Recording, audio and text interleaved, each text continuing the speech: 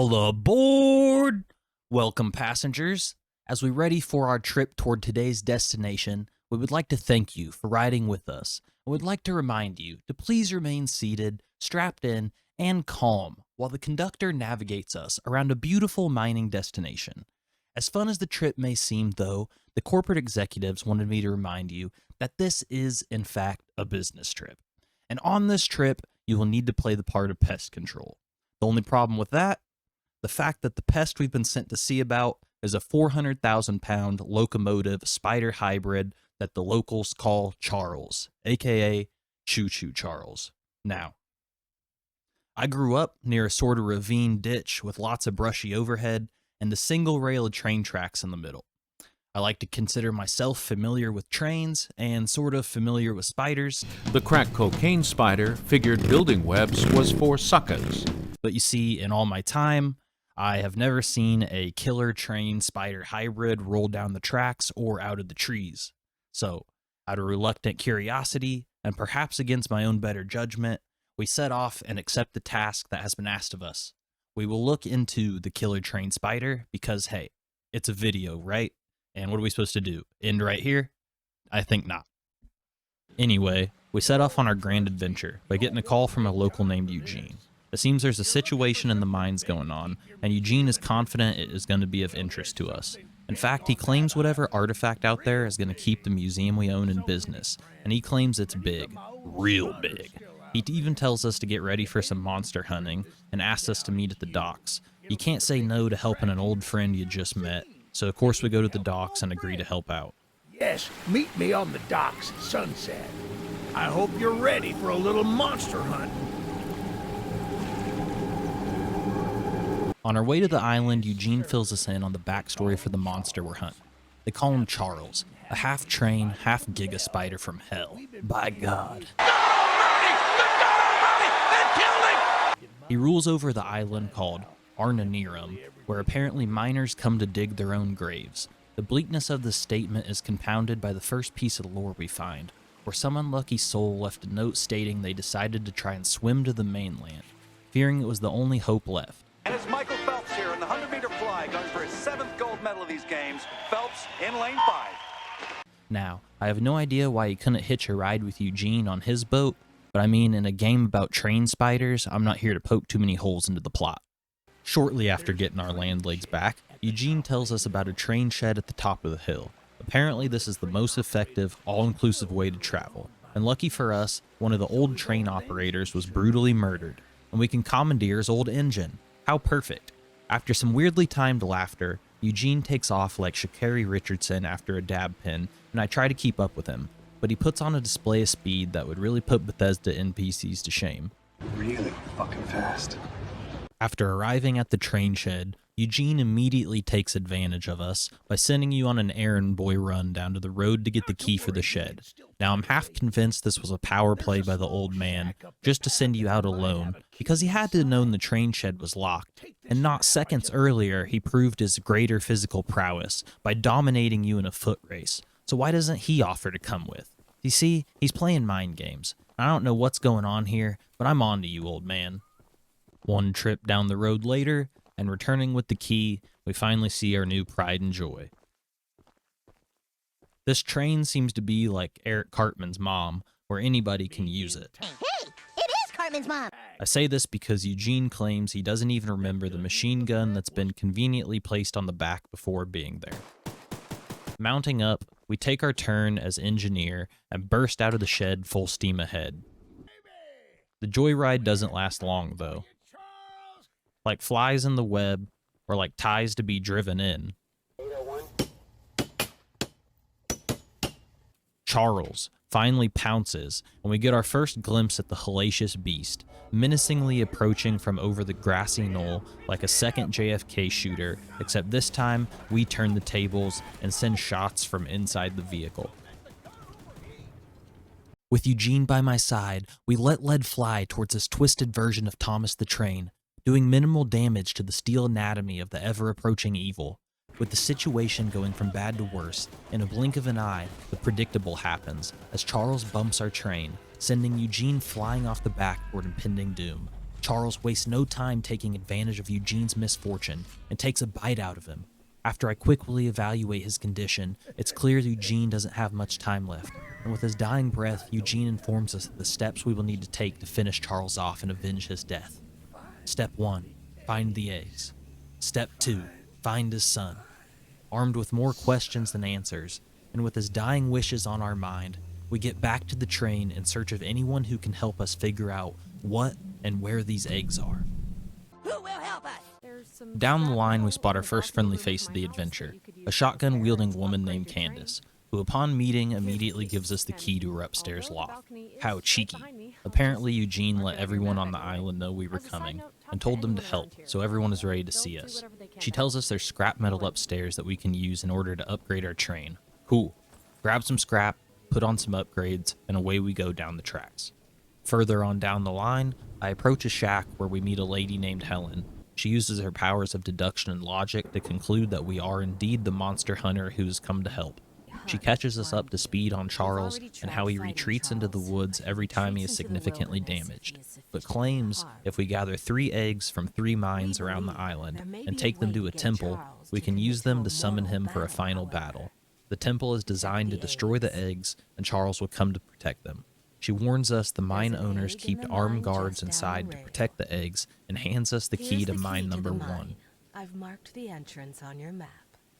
On the way to the mine, we spot a burning shed, and upon further examination, we meet Sergeant Flint, who had a flamethrower experiment gone wrong. And I can't blame him. I mean, if I had a flamethrower, I'd probably make a couple mistakes too. So we save his shed, and he offers up the flamethrower as a reward. And it seems it might be safer in our hands anyway, so we accept. Here, take old bug spray. With things heating up, we finally get to mine number 1 and start to search for the egg.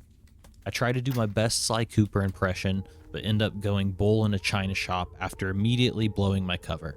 With the Dr. Seuss green egg in hand, it's back to the little engine that will take us further down the line. On the way to the second egg, we meet a future terrorist in the making and uniquely named man known as John Smith. That sounds like a fake name for an arms dealer if you ask me, but John is willing to let us use his homemade rocket launcher. All we have to do is collect the rocket ammunition from the bunker out back while he removes the safety features, whatever that means. We talk to the tweaker next door, who are often a great source of local information in your town. Sure enough, Tweaker Greg lets us know the location of egg number 2, while also hitting us with a solid conspiracy theory. They really nailed the shirtless white tweaker. I mean, this guy might as well be ripped from my hometown. So, after a few well-placed explosives, we are armed with some rockets and now equipped with our second weapon of unconventional warfare. After decimating the local housing market, Charles comes roaring back for another round, giving us a chance to test out our new weapon and get some sweet revenge shots in for Eugene.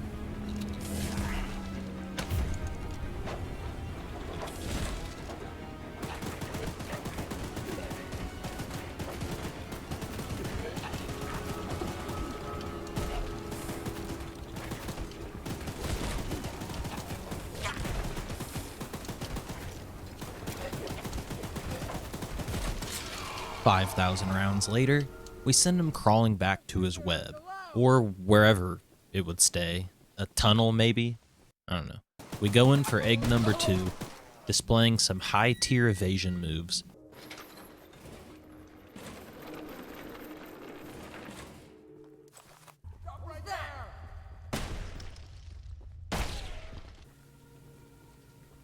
We're continuing on. Off in the distance, we see the island's municipal building, where we finally meet Eugene's son, Paul. Now, Paul has the brilliant plan of baiting Charles to the highest bridge on the island and then blowing it up when he crosses over. Seeing no downside to this plan, we go and plant the bombs for Paul. He thanks us, we continue down the line to grab another weapon upgrade from good girl Gertrude before swinging over to Gale, who tells us about the third and final mine location. Trusted me with a key to one of the mines containing an egg. But before I give it to you, I have to warn you about something. Now, Things take a turn here as Gale informs us the plan we are committing to has the possibility of backfiring. He claims these eggs will be used in a way that can provide power to Charles, and claims he's seen it happen. He worries next time might make him even stronger. Lacking any better options, we totally ignore his warning, go to grab egg number 3, gun down some overly loyal employees, get ready to head to the Temple of Impending Doom, not knowing what the results would be. Fearing the worst, I aim to gather as much scrap as possible, in order to further the upgrades on the train's weapons, armor, and top speed, before finally arriving at the tower. First, a detour showing off our parkour skills. They're needed to break into a nearby mining company building to steal some incriminating documents for Ronnie, in exchange for some extra scrap. You were begging for. Don't spend it all in one place. After a successful heist, we meet Double T, Tony Tittle. He offers us some free scrap, knowing we'll need it to take down Charles. And after that, local pickle enthusiast, only known as the Pickle Lady, Eat my pickles! I ate the last jar of pickles I had in my house, and there's only one jar of pickles left on the island. My secret jar of pickles. You see, Pickle Lady's having a personal crisis here. She's run out of pickles during the apocalypse, and she can't go without them. Luckily, she had the foresight to keep an emergency stash, so she's entrusted us to go lockpick a chest and retrieve her jar of pickles.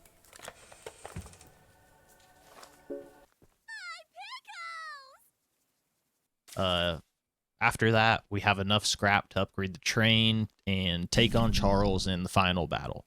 So here we go. Onto the fabled Temple of Destruction, we arrive and see it's surrounded by guards. So I use the ancient Tibetan technique of sprinting to the main entrance and begin the process of destroying the eggs.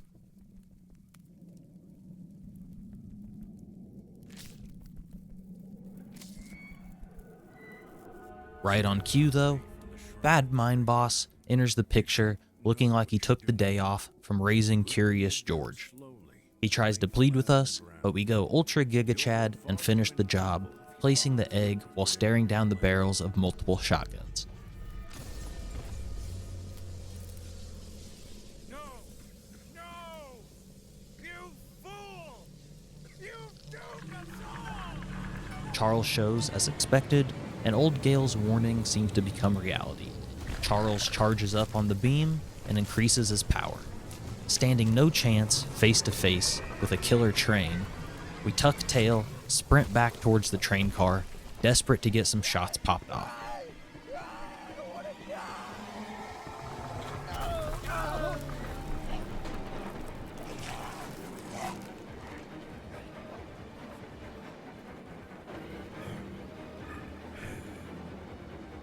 Putting all weapons to use, we fire off on the hellacious charging Charles, trying anything to keep the wild beast at bay.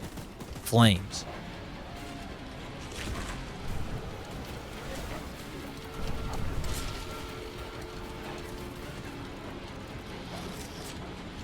Rockets.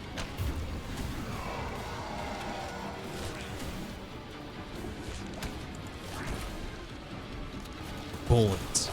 Each chipping away at his twisted, demented body. With his health finally depleting, we can lure him to the spot where Paul is waiting to blow him sky high. With a plan that would make the A-Team proud, we blow the bridge and send Charles sky high.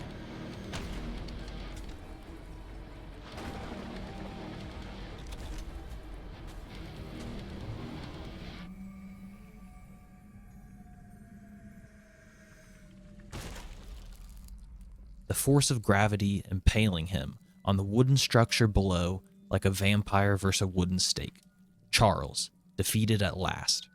The threat to the island ending and saving the world from impending doom. Or, so we think.